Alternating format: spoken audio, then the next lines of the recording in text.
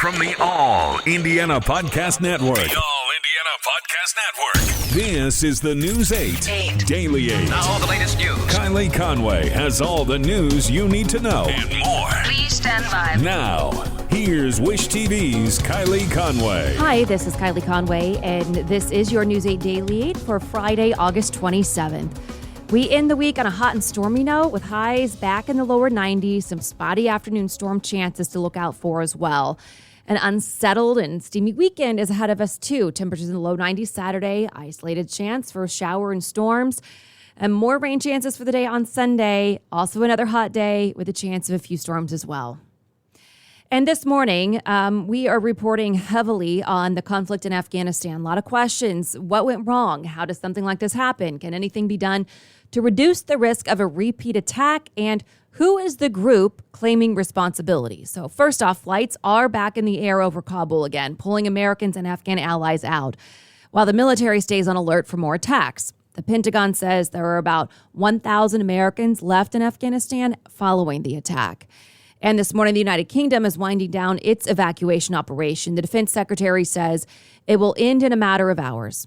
Here are some numbers just coming in. As of this morning, more than 90 people are dead, including 13 U.S. service members. The twin bombings yesterday marked the worst loss of American life in Afghanistan in a decade. 158 people are wounded from the blasts. And 10 Marines are among those killed. General David Berger, commandant of the Marine Corps, released a statement. He writes, "These fallen heroes answered the call to go into harm's way to do the honorable work of helping others. We are proud of their service and deeply saddened by their loss." His statement ends with, "Our Marines will continue the mission, carrying on our Corps' legacy of always standing ready to meet the challenges of every extraordinary task our nation requires of her Marines." The flags of the White House and the Capitol building are at half-staff this morning in honor of those service members killed. It's a major point of criticism. Why were American military members still at the gates? Why hadn't they retreated? There are thousands of people waiting outside the airport, standing shoulder to shoulder, waving papers, screaming, trying to get through in hopes of evacuating. And they're the people who haven't been searched yet and need to be. Military members are there to keep them back until that can happen. As far as the U.S. members who were killed, Representative Seth Moulton is from Massachusetts and was in Kabul earlier this week. He's an Iraq vet who said those military members were rescuers and didn't abandon their posts, even in imminent danger. Over 4 tours in Iraq, I never saw anything like this. Marines out there sifting through this literal sea of humanity, trying to pluck out our allies who trusted us to get them out of this mess with their families, their wives, their husbands, their sons, their daughters that reminded me of my own. And it wasn't what I expected. It wasn't a gate with Marines on one side and Afghans on another because they couldn't find them that way. So the Marines had to go forward of our lines, out yards from the Taliban with their horsewhips to find our people and to give them a ticket to freedom. Others agreed, saying until the evacuation was entirely over, those military members couldn't have broken their lines. However, Australian military members are on the ground as well, and their prime minister announced all its members are safe. As for what's next, President Biden said he's not changing the evacuation deadline of August 31st. That's 4 days from now. The airport is still threatened, and as I mentioned earlier, evacuation flights are back underway today. And a New York Times reporter who lives in Kabul says he rushed to the scene after the attack. Matthew Akins told CNN's Anderson Cooper what he witnessed. It was a pretty chaotic scene there. The Taliban were trying to clear the crowds that had gathered. They were swinging lengths of cable and shouting. And we managed to show our press passes and get in a little closer, but we weren't actually able to see the site of the blast. But we could hear shooting and sirens from the airport. At that point, we went back to the emergency hospital, and they were bringing the casualties in there, and there was just body after body. It was a really terrible sight. Akins added that he talked to a witness who survived the blast. The person described being 10 meters away from the soldiers when the detonation happened, highlighting just how close the blast was to the gate. And so far, there's no sign that the administration will send more troops back into Afghanistan. And again, the August 31st deadline stands. The biggest takeaways from Biden's address yesterday, that the president is vowing payback to avenge these deaths and to complete this evacuation mission. Hannah Mordeau reports. These American service members who gave their lives It's an overused word, but it's totally appropriate here. We're heroes. Heroes who've been engaged in a dangerous, selfless mission to save the lives of others. Speaking to the nation, the weight of this loss clear by the president's body language. His words sending a clear message too. We will not be deterred by terrorists. We will not let them stop our mission. We will continue the evacuation. I've also ordered my commanders to develop operational plans to strike ISIS-K assets, leadership, and facilities. These ISIS terrorists will not win. We will rescue the Americans who are there. We will get our Afghan allies out. And our mission will go on. America will not be intimidated. Continuing the evacuation means Biden risks more deaths, but an early end to the pullout could leave Americans behind. So the mission continues. Meanwhile, the president vowing swift retribution in response to these deadly attacks. We will not forgive. We will not forget. We will hunt you down and make you pay. The president says there will be targeted attacks in return, but some experts argue that will be difficult. Biden says there is no evidence so far that ISIS-K colluded with the Taliban in these bombings. And this is the first time many people have heard of ISIS-K. What exactly is this group? ISIS-Khorasan, or ISIS-K, is a branch of the terror group ISIS that first emerged in Syria and Iraq. Affiliate groups share an ideology and tactics, but the depth of their relationship with regards to organization has never been entirely established. In total, according to a UN report, they're believed to have between 1,500 and 2,200 fighters in Afghanistan. Joby Warwick is a national security reporter for The Washington Post. He says ISIS-K has been around for about 14 years. They became pretty powerful pretty quickly and became a problem for the U.S. forces there, but also for the Taliban, who they don't like particularly much. So they've been fighting each other as well as fighting our forces. Warwick says ISIS-K thinks the Taliban is too moderate. He points to the Taliban working with the West at the airport in Kabul. He says the group wants to enforce a stricter Islamic law in Afghanistan. And a couple of Indiana veterans tell us it hasn't been easy watching the attack on Afghanistan play out. And News 8's Demi Johnson learned they worry it's not over.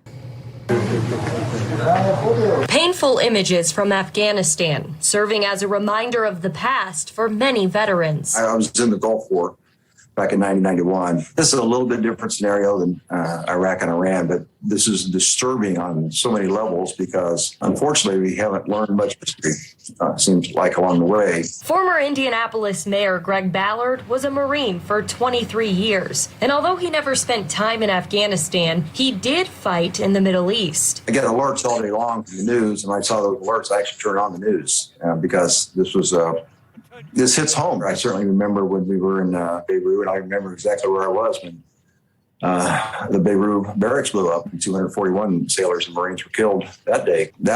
These things are tragic, and like I say, it hit me hard. Ballard says he understood America's time in the Middle East would eventually have to come to an end. But like so many other veterans, he's not okay with how it happened. There were other options available. I'm pretty much sure of that. Why they chose what they chose, I have no idea. I wasn't there, but it doesn't look to be a clean option. Afghanistan veteran Gordon Smith doesn't see it that way. He says the attack and future attacks are inevitable. I don't care if we would have evacuated today, next month, next year, 10 years from now. I think that we would see the same thing. And now he's worried about what we may see next. Will Al-Qaeda, Taliban, ISIS-K, all these organizations, whoever comes out on top, are they going to start empire building? Are they going to go into Pakistan? Are they going to go into Qatar? Which I would think they probably would if I were them. It'd be easy. When it comes to the immediate future, both men say they'll be on edge until every American soldier is back home. Crowds are going to come busting through. The Taliban will be there. Al-Qaeda, whoever is going to be there, everybody and their brother. Wouldn't it be just absolutely to their credit and to their purposes to blow up the last American aircraft pulling out of there? We are where we are right now, and I hope that the nation reacts appropriately. I'm Demi Johnson for Wish TV, wishtv.com, and follow us on Facebook. And Indiana senators are placing blame for the situation in Afghanistan on the Biden administration. Senator Todd Young released a statement writing that the White House had months to plan an exit from the country. Young says the U.S. should not have pulled out troops until Americans and allies were safe. He added that, in his words, it's time for a deep accounting of what's gone wrong to ensure an operation like this never occurs again. Senator Mike Braun echoes Young's position. His statement reads, our troops and allies in Afghanistan deserve real leadership and a commitment from our commander-in-chief to get all citizens and allies safely out on our terms, not the terms dictated by the Taliban. And we're hearing strong reaction from Indiana's congressional delegation. Republican Jim Banks first responded with a statement in the hours after the blast, saying, in part, as a veteran who served in Afghanistan, my heart breaks. Since then, Banks has posted a series of comments blasting the Biden administration's response to the attacks.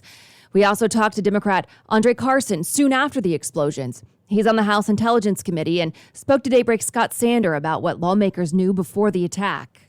We do know the ISIS elements, Khorasan posed an imminent threat to the perimeter of the airport because the mass of Afghans who are gathered to evacuate and because Allied troops were present, the airport was simply a target.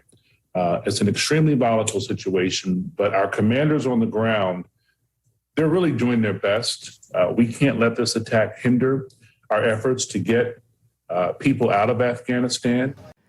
Carson says the Biden administration should consider extending the August 31st deadline if necessary to evacuate Afghanistan entirely. Now, Republican Jim Baird served in Vietnam. He told News 8 that he wants the president to order strong, immediate action in Afghanistan. We need a swift and forceful response that lets the Taliban know that we intend to come in and get our people, that we intend to come in and get our soldiers, and we intend to come in and get our Afghan allies. And so whatever it takes, the commander-in-chief needs to take responsibility for that and make sure that we push the Taliban back far enough till we can accomplish that mission.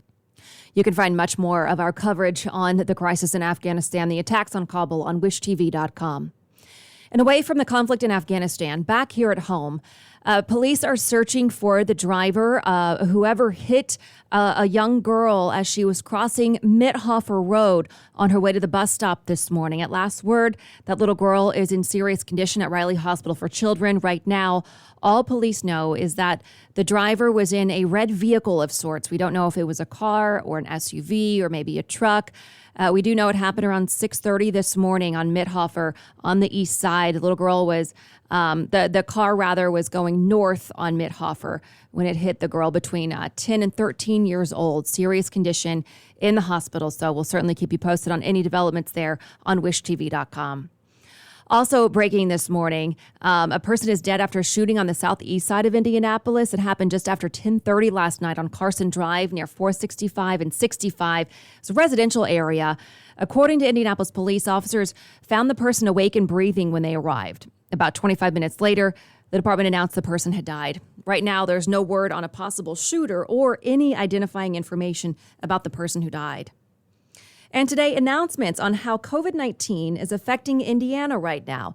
The state's health commissioner and chief medical officer will address us all from the Indiana Government Center. The briefing's set to start at 1 this afternoon. You can stream the entire thing on wishtv.com through our app, the Wish TV app, or through the Wish TV Facebook page. IU Health is temporarily suspending some elective surgeries. Starting Monday, half of the elective surgeries and procedures within the health system are on hold.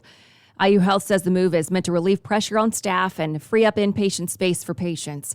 The procedure schedules will shift by about 3 weeks from when they were planned now. A concerning COVID trend nationwide can be seen among Indiana teenagers. The state health department says students from 15 to 19 years old make up the most cases at schools. The CDC reports that the highest rate of infection last week was among 16 and 17-year-olds. That's a shift from the past month between people 18 and 29-year-olds accounted for the highest rate then. A Supreme Court ruling will end the pandemic ban on evictions. In a 6-3 decision, the court decided that the CDC does not have the authority to prevent evictions. The program started under the Trump administration and passed Supreme Court muster until it expired 4 weeks ago.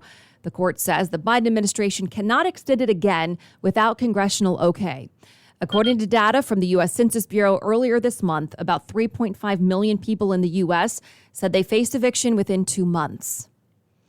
People in Anderson are being asked to cut down on water use. Officials say a drought is straining its system.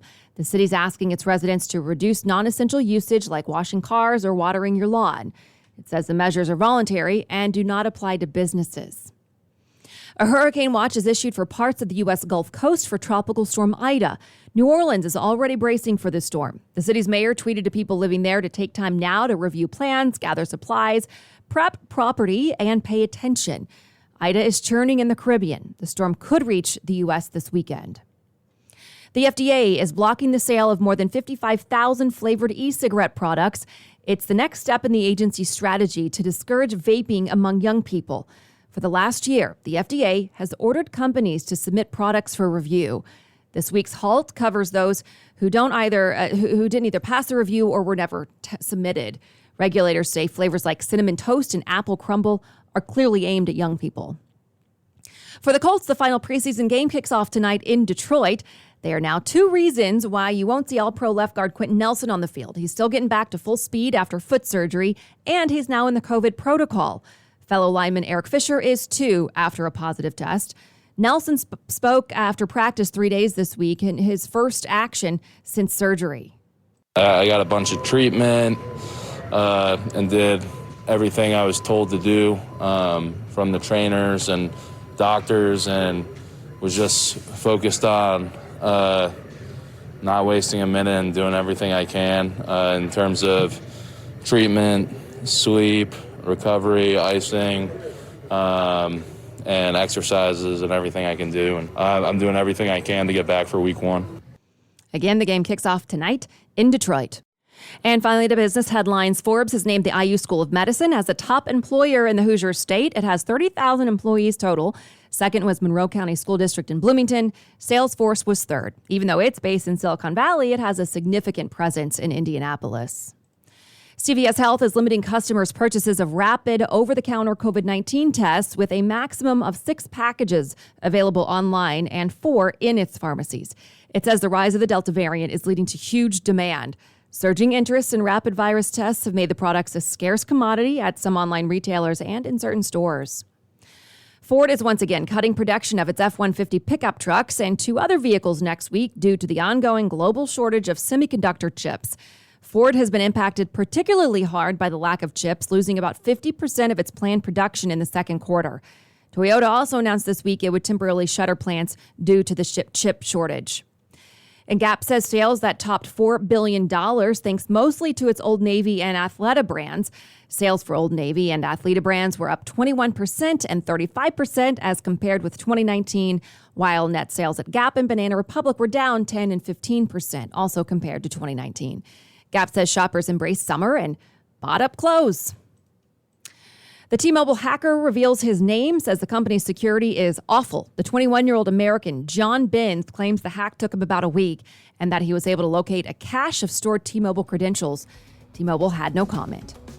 This has been your News 8 Daily 8 for Wish TV. I'm Kylie Conway, online at wishtv.com, and follow us on Facebook when you search Wish TV. Have a great weekend, everybody. Check out more podcasts from the All Indiana Podcast Network now at allindianapodcastnetwork.com. allindianapodcastnetwork.com.